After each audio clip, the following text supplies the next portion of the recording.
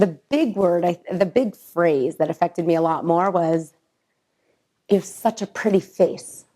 That I got told all the time. But like in a sad way.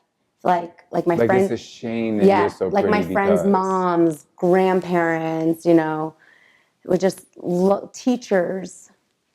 You have such a pretty face. Trust and believe. Trust and believe. Trust and believe. Don't stop. Trust and believe. Don't give up. Trust and believe. You gotta believe in yourself. Trust and believe.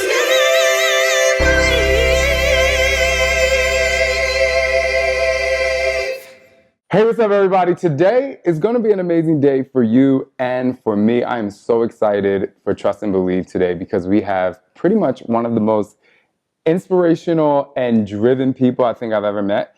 And I say that from only spending not too much time with her, but her smile and her radiance really brings you joy into your life, and joy into the motivation of you.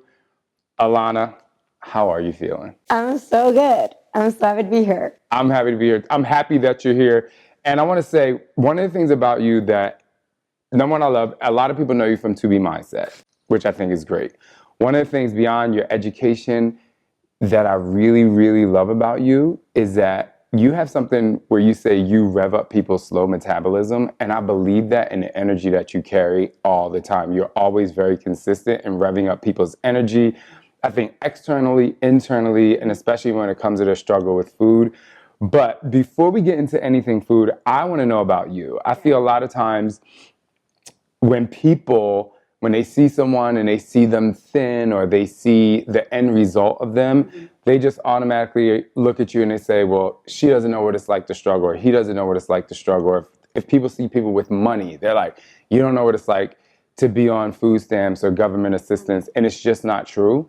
So my first question for you is, when did you actually know that you needed to make a change? Yeah, I was morbidly obese, and struggled with my weight for years, and still have to be conscious about it every single day. So anyone who thinks looks me up and sizes me up in any way, it's just, I laugh in my mind because no one's had to work as hard as I do. Even after having my baby, people are like, so unfair you got to lose right away. It's like, it's fair. It's fair. So what was that defining moment? What were you thinking? Where were you? I'll never forget it. I had to go to weight loss camp since I'm a little girl, so everyone calls that like fat camp. I like to call it weight loss camp. But anyway, I had to go every summer for 8 years and weigh in, take my before pictures, 9 weeks away in upstate New York, exercising 12 hours a day, getting my pre-portioned meals, going to nutrition classes since I'm 8 years old. And I would just gain it all back every school year. And I'll never forget it. It was like when I was about 13 going into high school, I was on the baseball field, outside stretch aerobics, and in morning stretch. We would start a morning stretch. And I was just looking down at my body, doing burpees or stretch. And I was like, it's not going anywhere, Ilana. You only get this one body. Just make it rock. Just stop. Just stop losing it and gaining it and trying to manipulate the system and work around it. Your body's not going anywhere. These are your knees forever. These are your ankles. This is your heart. This is your lungs. These are your arms. Enough of the yo-yo. And that's literally, I was just like, okay. Just stop. And stop. how old were you at that point? 13. It's more like games, stop, Ilana, playing games, because I would play so many games because, like I said, I struggled with my weight for so many years. I've been told by my pediatrician that I'm off the charts forever. I was always obese. I was always the big girl, and I always had to go to weight loss camp when all my friends were going to sports camps. So I don't know. I had to just cut the cord and just be like, enough, because I would say I'm having the mayonnaise scoop of tuna and I'm only taking the cheese on the pizza and I'm not eating all the crust. So I'm being better and I'm blotching the oil and I'm, pigging out on popcorn versus potato chips. And they're a little more volume because I was learning random tips in my nutrition class. But this seems like a lot for a young person. So when you say games, because I think first of all, you're young, and then you talk about games. And I believe that a lot of times, even through my own struggles, I was playing these games instead of hitting it. So give me a specific game that you used to play. Oh, I mean, first of all, I used to blame it all on metabolism. So even though I saw that I was able to lose like 30 pounds every summer, I'd come back, gain, and be like, because I have the slowest metabolism, because I have grandparents who are obese, because I'm made to be obese. And like that is a game. Like just telling me, oh, my friends are all doing that. Amusement parks, right? So like I didn't want to have to get weighed or looked at to see if I can fit in the seatbelt on a roller coaster. So I would just tell everyone, I'm scared of roller coasters, which I am, but I don't know if I kind of created that fear because I just didn't, I wanted to avoid the humiliation of possibly not even being able to go on one. So I just turned into the camera holder because I'm so scared to go on roller coasters. I mean, that's like the smallest one I can think of, but even just on chairs in school, I would be like, everyone sees that I go past the chair. So I would curve my body to make sure that even when I look at this gives me pride now, that there's room in the chair. I mean, I think I was so in my head thinking about how to make it more comfortable being obese rather than taking that same time and energy and just focus on not doing it. So that's what I did at 13. I was like, enough trying to justify and work around this, just face it, deal with it, and be free of it. So I'm gonna ask you a question that some people might, they might think this question is harsh, or some people might relate to it. A funny story of me, I have this person that was in my life called the Step Monster. If people read my book, they understand. And he always used to call me Turtle. He was like, Turtle, Turtle, Turtle. And he would tell people, oh, Shaun is slow. And so I got this kind of complex that I wasn't as smart as everyone. But what they really didn't realize is that I was actually taken in the world. I didn't want to walk as fast as them. But because I was called slow, I started to develop, I was like, I have to make the honor roll. I have to prove that I'm smarter. But it wasn't a healthy honor roll. It wasn't a healthy proving that I'm smarter. And so when people or the doctor or whomever would use the word or term obese, did that get into your head at all? How did you internalize that word? And, how does it affect you today? The big phrase that affected me a lot more was, you have such a pretty face. That I got told all the time. But like in a sad way. Like my friends. It's a shame that you're so pretty. Like my friends' moms, grandparents, would just teachers. Such a pretty face, like it's a waste. You know what I mean? I think that always hit me harder, and that always hit me harder. And I was just like, I want it when people tell me I'm pretty, for it to just be a positive thing. But I think the pain that you experienced being called Turtle, and like the pain I experienced, like getting little teased here and there and not being able to fit into my friends' clothes on sleepovers, or I think it drove me in a really good way, because we're all motivated more to avoid pain than we are to seek pleasure. And so I don't think I dreamed of being thin and in clothes and wearing dresses, and I dreamed of that, but I never really thought it was a reality. So I think what I was always driven more was to like just keep avoiding this pain. And I think I just got stronger in associating so much pain with being obese, with being told that beyond people's words, it was physically causing me pain. Like I had chub rub in my thighs that would burn. I would come back from summer with my friends wearing a skirt, accidentally forgetting to wear legging shorts underneath, and I would have to like keep my legs apart for hours with like baby powder. And I would just be like, I think it got to a point where I started manifesting all the emotional and the physical and the threats of my diabetes and heart health that were arising. And it all came together to be painful enough that I was able to just like get past it, shut it down, enough of the excuses, and move forward. I think that I hear that as a parent today, as a father. and again, some of these questions might be a little tough, but I ask them because people might be thinking them. How much of a role did your parents play in this? Very interesting. Very interesting. My parents play a very interesting role. My father loves that I talk about it, but we're so close. My father and I talk every single day, all day. My mother, That's cool. I like that. I love him. My mother passed away 2 years ago. I always had a really good relationship with my parents. I got divorced when I was young, but they stayed best friends, which was very nice. So we used to like bounce back from house to house, but it was kind of friendly. My mother had a very negative relationship with food, very bad. Did every diet. I saw it all. I saw the swings in her weight. I saw the swings in what she was doing. And I saw the negative consequences of those swings. And it was enough for me to say, I ain't ever doing that, in a really good way. Right. You know, it's almost, and she knew that too, that she was like kind of taking, unfortunately, this horrible sacrifice. And she just, it was very hard for her to overcome her eating issues, but in a way it really made me, I never skipped a meal.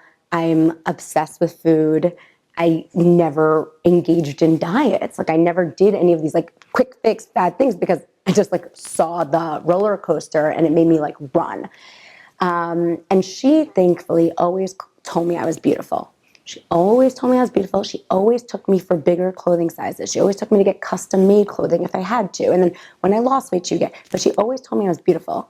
And I have a lot of private clients whose moms are their harshest critics. Tell them how heavy they are, tell them how much they have to lose weight. And it's like, it totally messes with people. So I think I've been very fortunate that my mother, no matter what size, always told me I was beautiful, but definitely played a role. And my father, who I love dearly, is now down 60 pounds with me and is the best. I mean, I was on the phone with him on Saturday night and he was like, I'm going to Whole Foods now. I'm getting my food for the week. Like, he is a rock star. He travels so much for work. He'll be like, oh yeah, I need some more peppers on my salad. I'm like, you go, Dad. Like, he loves, but he needed me to help him because he just didn't have it together. So would you say that, I mean, just to be clear, so when you were younger, both of your parents were... Struggled with their weight forever. Just struggled with their weight. We were just an obese family. So when you went to... We love food. Our when you family went to just weight food. loss camp, Yeah. and I love that you love food, and I'm really excited about learning about you, but I'm excited about the Ilana now and what she does because I know you love food and I can't wait to get some tips from you myself. But so they sent you to weight loss camp. But they didn't change. Right. So when you came back home, everything was the same. Right. So do you think that played a part in like you not being able to continue? I mean, I love that your mother told you were beautiful and obviously, but if nothing changes, nothing changes. And that was the issue with the camp is, you know, you get sent to this idealistic fairy, place. And all my friends from weight loss camp growing up, and I'm still very close with a lot of them, and a lot of them are actually doing my 2B Mindset program. I love that. That makes me so happy. But no, everyone gained their weight back. And a part of me loves the camp for giving me a positive association with weight loss at a young age. But at the same time, they didn't. I mean, it's in their best interest as a business model to make sure you gain the weight back. And it's not that they made sure of that, and they try to send, the camp at home tips. But at the end of the day, they're a business. So they didn't really give us salads, or they gave some salads and vegetables, but they kind of were in the business of portion control because pizza is cheaper and the pasta and cheese is easy. Right. So instead of eating a whole pie to myself, like I used to at home, I would get my 1/4 and that would kind of be it. You know what I mean? So it's kind of like they didn't really, and they tried to teach us about nutrition. They tried, but there's only so much they can do.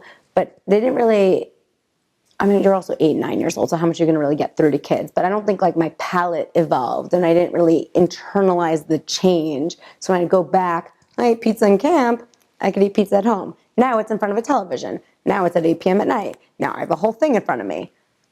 You know what I mean? So it just kept growing and growing. Yeah, I like how you said, if nothing changes, nothing changes. And I talk a lot about yo-yo dieting or just like kind of like the up and down thing.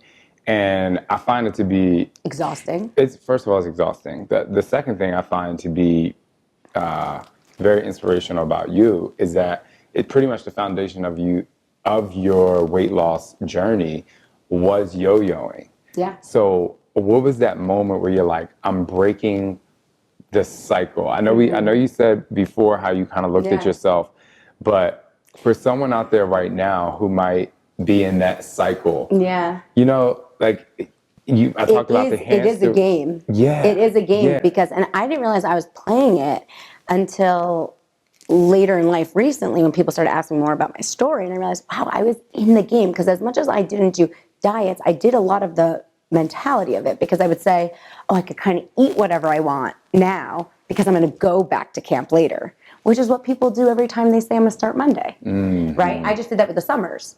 So I can kind of gain as much as I want now and do whatever I want because I'm going to lose it back in the And come back to school and people were like, oh my gosh, Yeah. you lost so much weight. Oh yeah, and then it would just fade, and because I would gain it all back, and that I totally was in, that I had to just be done with, and it's like it was also ridiculous, and people do it today, which is ridiculous because 10 months of the school year you can gain a lot more than you can lose in 2 months. So I'd lose 30 pounds, but I'd gain 50, and I'd be like, oh, it's okay because I'm going to camp to lose 30. But that's why I kept amassing so much weight over time. And people do that with diets too. It's like they'll be like, I could be super strict for 30 days. Well, you can, even just 30 days of a holiday season of December when it's in your face, or the time between Halloween and New Year's, like you can gain a lot of weight. It doesn't really matter like what you're going to do the 3 weeks. And that's why people yo-yo diet, but they're actually gaining so much weight over time. And it's also the dieting mentality I had was waiting for an idealistic situation, which was the summer versus, and everyone does that. It's like, it's okay because, I'm going to be so strict. Now, there's always a curveball. Yeah, I call it situational exercise. People are like, I'm going to get married, I'm going on vacation, and it's not extended into like, this is what I want my life to be like. And so, so you were really about to drop some science. And so before we continue, I want to take a quick little break because when we come back, what I really want to know is what motivated you to get higher education in this, to go on to get a master's degree, which is phenomenal, and how you utilize those tools. And then I want to find out what you say to parents of children who struggle with what you struggle with. Yeah. And we'll be right back.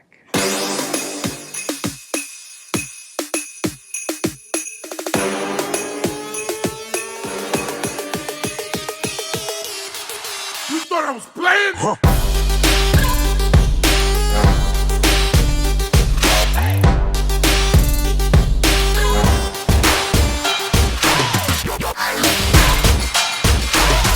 All right, so we're back from the commercial break, and I am going to get right into it. Ilana, what motivated you to get higher education in health and science and nutrition? Like, tell me about it. Because we heard about your story, but was that the motivating factor, or was there something else? So it's such a good question because as a kid, I wasn't very academic, but I always wanted to be a registered dietitian and get my master's degree in nutrition. And eventually I want to get my PhD, which is actually not that much more time. I just have to make the time. Right. And it's chemistry, biochemistry, like physiology classes, labs, organic chemistry, like you wouldn't even believe, 1 and 2. It's pre-med, and I was not academic. So, but I always wanted it because first of all, I was seeing dietitians since I'm 8 years old. Like there were dietitians at camp. So I was taking nutrition classes since I'm 8 years old, 3 classes of nutrition classes a week for 9 weeks every summer for 8 years. So I really think I have more nutrition education than anyone because I've really been taking formal nutrition classes since I'm 8 years old, like dozens and dozens and dozens before I was 15. So, and then I even took in high school, I would sneak into NYU classes for nutrition because I was just always interested in talking about food and helping people with this, and also uncovering why it is such a struggle. And I just wanted to know more and more and more.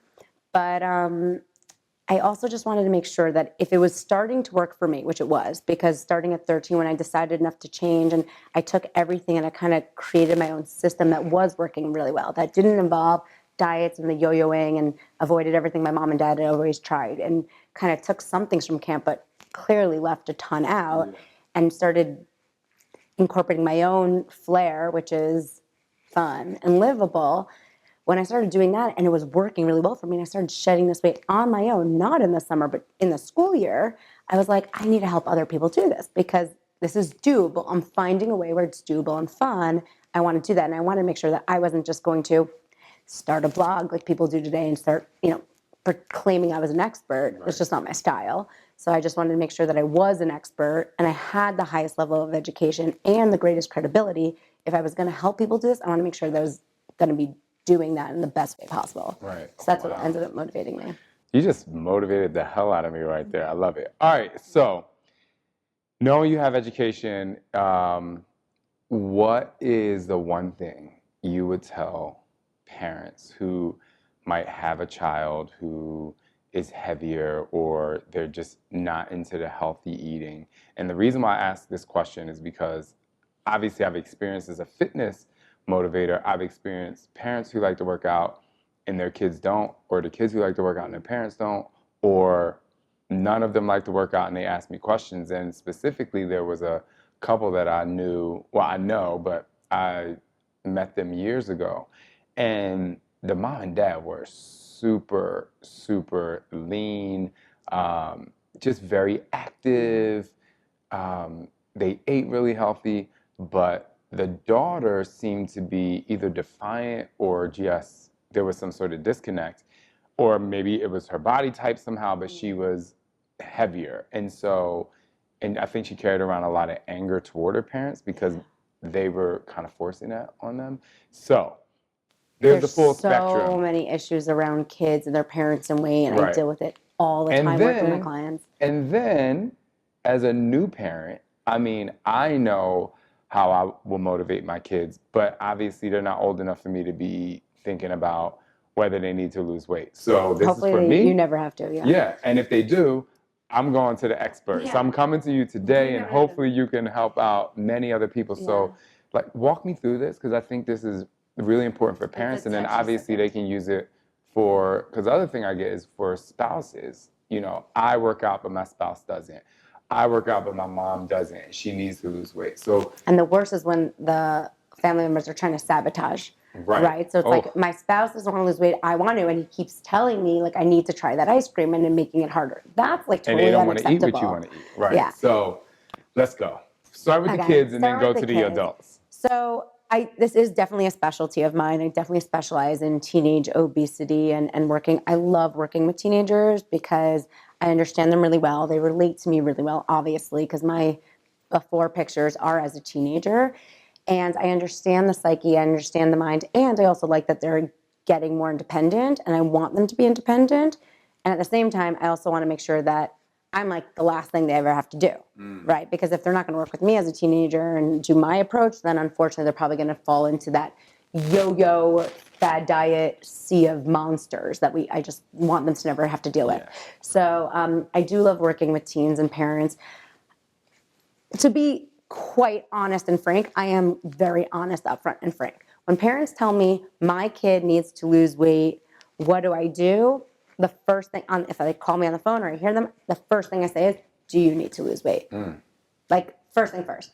I can't even tell you how many parents are like, my kid needs to lose weight. And I'm trying to be as nice as possible about it, but your kid might have to lose 50 pounds, but you still could lose 30. Facts. And the bottom line is, it's all role modeling. And my father figured that out also. Is he kept seeing a therapist and he's like, well, what do I do? And he says this openly. He's like, what do I do? My daughter needs to lose so much weight. She's so obese. And the therapist finally looks at him and goes, dude, you got to lose weight. What is she supposed to? She needs a role model. So the first thing I tell parents is you have to be a role model. And it's actually all modeling. This morning, before my flight here, I took out a bag of mini bell peppers because that was my snack and what I was chewing on the way to here because I'm a little ridiculous. Did you bring some? Where the bell peppers at? They're gone. Sorry. I'm just a Wolverine. So I was eating them with my coffee in the morning and my daughter goes, I want one. And she just took a bite and put it on the table. It's modeling. You know what I mean? So our kids are always going to be a possession of what we do, what we create. And when you eat vegetables and you do work out with a smile on your face and you talk so much about how it helped you get clarity and give you more energy, so now you guys can go to a theme park or something like that, and you really emphasize the positivity and the enjoyment in it, kids will take from that. That our vacations don't revolve around the buffet. Our vacations revolve around renting bikes. I mean, all of that is going to foster just better habits for their future. So first things first is it's modeling, and then the second is I always say, what my mom did for me was the best thing. Knowing that you're amazing and beautiful every day, no matter what size, is great. But That's she always really great, yeah. but didn't let me get too comfortable that she wouldn't take me to camp, so and want me to go to camp and type of thing. So I think you're heavy, you need to not eat that is the worst thing you can do for kids, because then they'll rebel and hide, candy in a menorah. So adults what do would. you say to parents? And I have a few other questions for you Yeah. too. You're not getting off the hot seat yet. No, No, I know yeah. you don't, and you don't want to get off the hot seat. Bring it on. But what do you say to parents who their kids are like, yes, I want to eat that salad, but I also want to eat the chicken nuggets, or I also really want to have French fries, and like, how do you balance that out without making a kid feel like they can't enjoy some of the same foods that their friends have? Or It's really hard for kids. One of the hardest situations, which I encounter all the time, is when some of the siblings or like one kid doesn't have to lose weight and another kid in the house does have to lose weight. That's really hard. because one person can eat something that the other person I know can't. so many families where one kid actually has to gain weight and the other has to lose, and it's like very, very, very difficult, hard on the parents, so it doesn't show favoritism. Right. It's a lot to balance. I definitely recommend parents don't try to be a registered dietitian. Don't try to be. It's like the same if you have a kid who's struggling with math homework. If you're the one who's trying to help with the math homework, it can create a lot of tension. Sometimes it's really helpful to bring out an outside tutor, tutor, or yeah. something like that. So you can be mom and someone else can be the weight loss help or whatever it is. So, I mean, if you can swing that, it's really recommended. Insurance will kind of cover it. There are some classes in different, places. I mean, the To Be Mindset, I'm really thankful that it became now something people can stream and learn from, because it really is a nutrition course that teaches you just how to eat well and can totally create and has created weight So loss let's results. go deeper. Let's go deeper into To Be But Mindset. I think kids can listen to the food group videos. Right. Like, they don't have to do other stuff that's like insisting on weight loss, because it's a weight loss program at heart, because I love weight loss.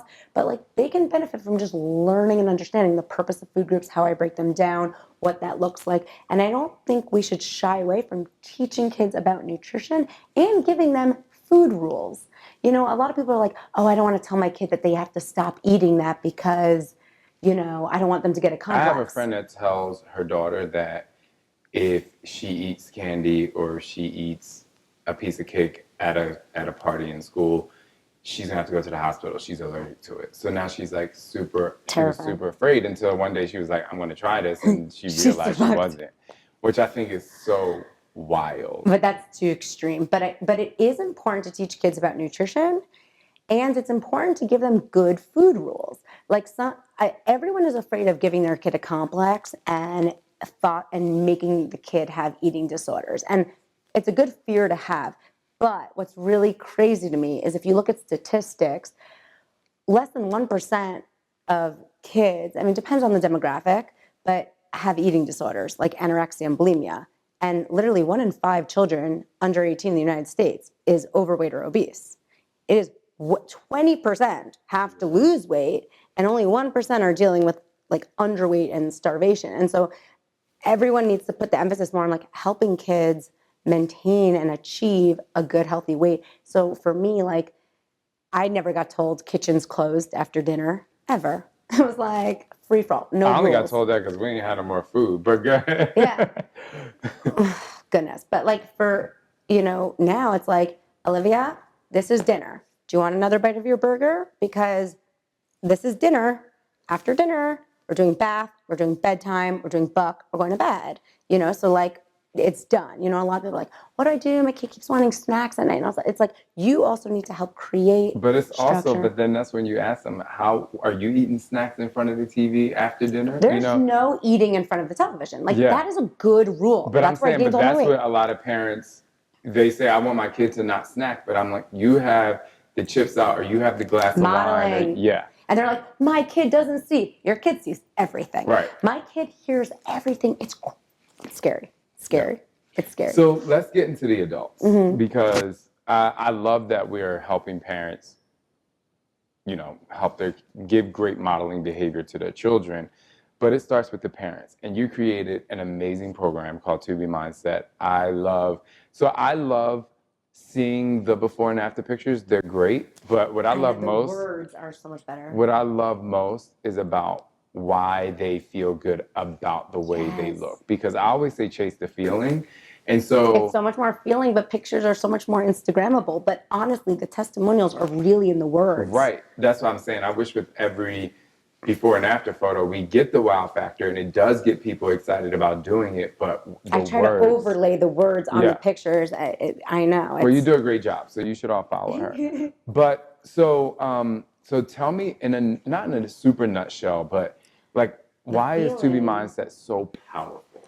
Okay, so I approach weight loss way differently than anyone else. And that's why I think I'm the best at it. Like food. Facts. Yeah, I don't, I just don't, I can't, I just don't think it's possible that someone has my level of nutrition education and has lost 100 pounds and has counseled as many people as I have, both at UCLA private practice and with the 2B mindset. Like, I just really think I'm like an expert when it comes to the You're food-based like, I'm approach there. to Well, you weight did the loss. work. And learning every day from everyone. But it's interesting because I wanted to be an expert in nutrition because I thought nutrition teaching would lead to the best approach to weight loss. And actually, if you look at any diet, it's always nutrition based, right? Like paleo, just you change what you eat. And, you know, it's like Pritikin or low carb or high fat or keto, whatever it is. Change, eat this, don't eat this. Nutrition. Nutrition is how you lose weight. So I was like, okay, I got to be the most, you know, expert in nutrition. And it's funny because I have more education in nutrition and I actually speak less about nutrition than a lot of other people, because once I started going into practice and starting to counsel so many people, I realized, whoa, nutrition approach to weight loss is a lot smaller than I thought. It's just a third. It's just one pillar. There's a whole other sea that isn't being addressed. And so I realized it's a third nutritional, a third environmental. A lot of it is environment. You know, you see it, you eat it. Insight in stomach. Setting up your environment strong, kind of making it inconvenient to gain weight with like different tips and tools and behavioral aspects is really great. Like sometimes I'll counsel someone and we'll just focus on environment, speaking to your spouse, speaking to your neighbor, planning for a trip, like what's the intention going in, how you're gonna like make sure you have a mini fridge type of thing, and what you're gonna get from the menu, how you're gonna navigate. I mean, just environment is a big pillar that makes things very easy. And that's where marketers try to really just destroy you, because that's insight in stomach. They try to get the worst things, the highest margin things in your site, in your stomach all day long. And then there's emotional, psychological, huge third pillar, huge. And like sometimes a client will be like, is it okay if I eat this veggie burger? It has 180 calories and has 12 grams of protein. I'm like, should be okay. Let's keep talking. And it's like the chocolate chips when you're on the phone with your in-laws. It's the emotional piece, and it's the environment, the chips that you're eating in the car. Well, that's one of the things that is so interesting, which is why I think I'm really drawn to your method, because I don't think it's, people are like, what's more important? And I'm like, nutrition is a small portion of it. It's how you think. And so I do get a Mindset, lot. not metabolism. I tell you, one of the main questions I get is, Shaun, I'm eating so healthy and I can't get the weight off. And my first question is, so What's what else healthy? are you eating? I say, what else? Because I know they're going to tell me they ate the salad or the grilled chicken. I know they're going to Everyone tell me. reflects on the good stuff. I said, so what else? I said, so what else? And they're like, no, I ate the salad. You ate that at lunch in front of your coworkers, or you ate that in front of your friends or your spouse. What else? And they're like, well, I mean, you know, I had this and I had that. And it's always, I had the pasta, I had the cake. I went to the to the vending machine because I was hungry, so I ate the Pop-Tarts. Well, you know that. Like, everyone focuses on Right. what they did do and not on what they didn't do type of Right. thing. And so I think that's the one thing. I mean, obviously, in one of these other pillars outside of food, you know, the emotional, environmental. And if you can give me one tip on how to get them to break that. One thing I wish every person in America and the world would do is own their care.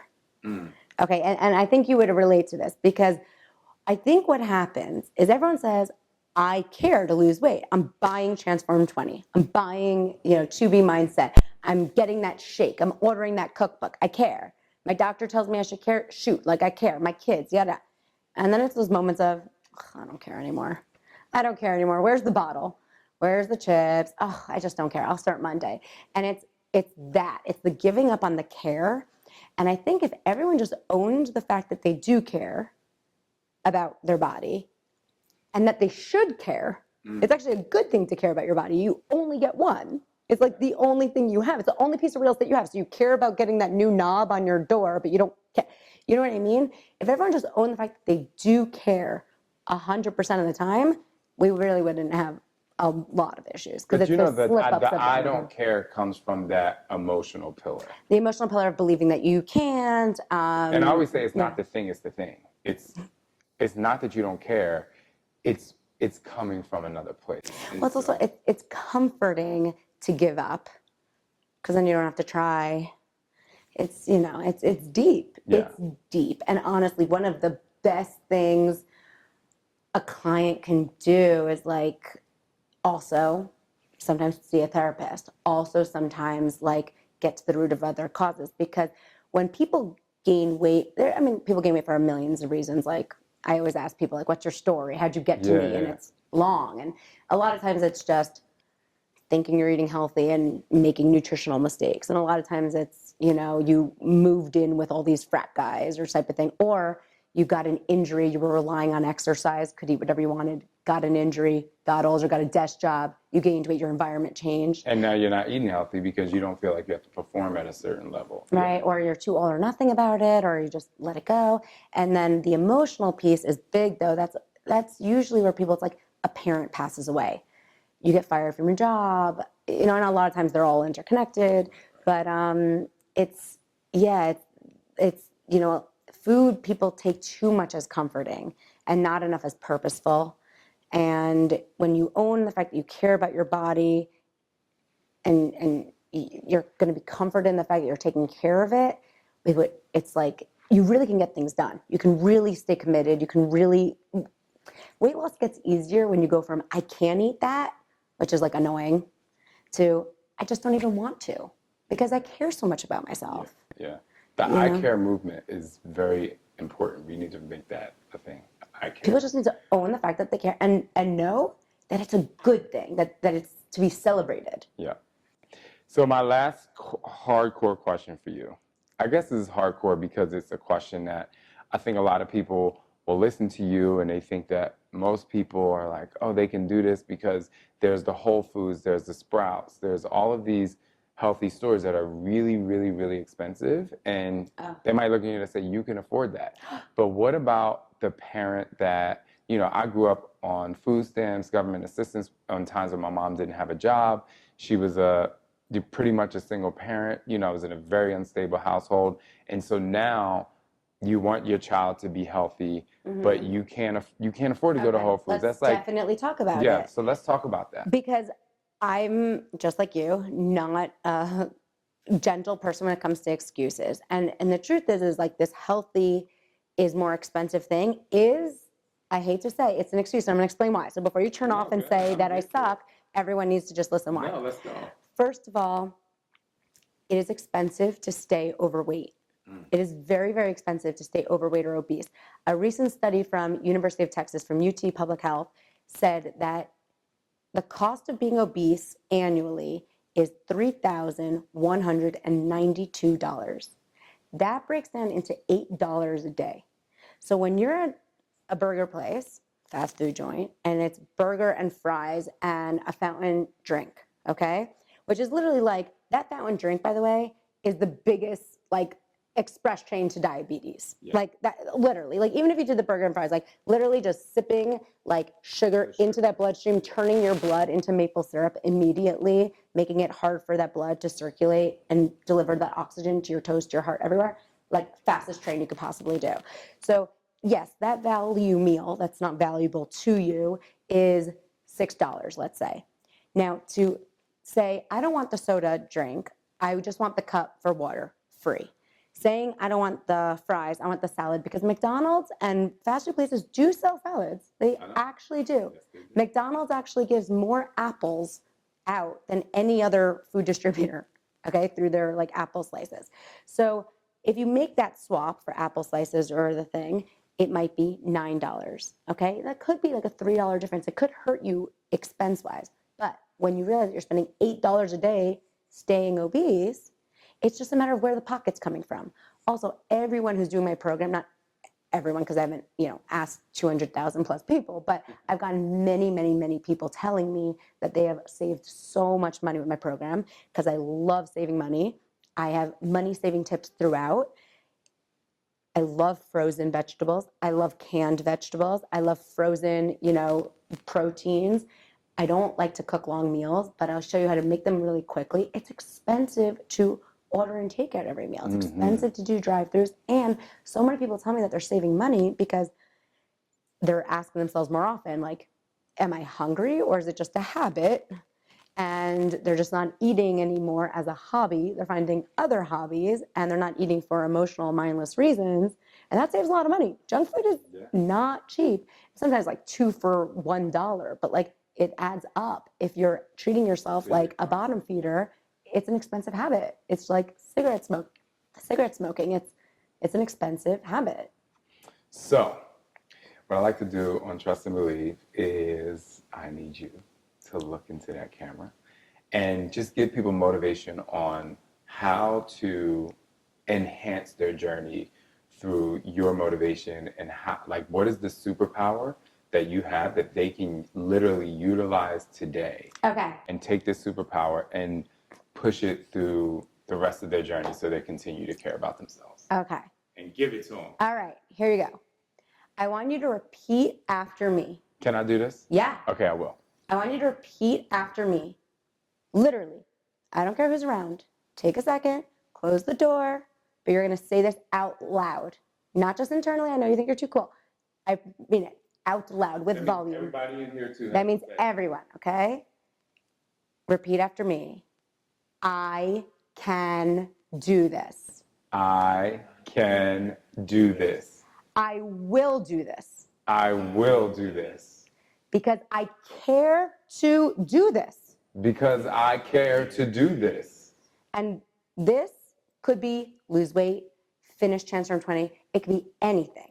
But you can and you will because you care and you should care. And caring is a beautiful, beautiful thing. So own it and be proud of yourself every time you do something because you owned that care. Thank you, Ilana. You're welcome.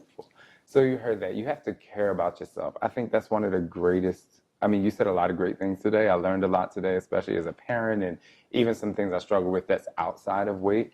But I think for everyone out there, you have to literally care about who you are. Ilana, myself, some of the other people that motivate you, they care about you. They care about your success, but that doesn't matter if you don't care about yourself.